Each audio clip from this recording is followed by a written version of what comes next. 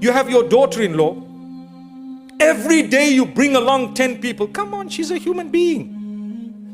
Make it once, twice, that's it. Every Eid, the same daughter-in-law, every Eid, it's expected of her to cook for 50 people. Whenever is she going to have the day to have an Eid? And we blackmail her spiritually by telling her, this is your Jannah.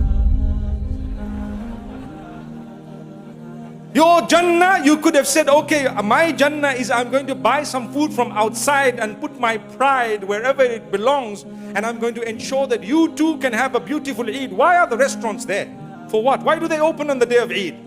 Take out that money that you want to brag and boast and show about, and buy some food and let the women at home have a day off.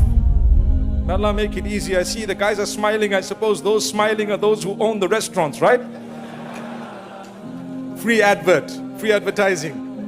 But it's a fact. Why? We are no longer living in a stage where you can impose on family members, and whether it's your wife, your daughter-in-law, your mom, whoever else it may be, different people. Wallahi, we make them suffer, and we make them believe that Ramadan is a month where you're supposed to be in the kitchen for at least 7 hours, and then only will your Taraweeh be accepted. And for them, it's just Qul Huwallahu Ahad in every rak'ah.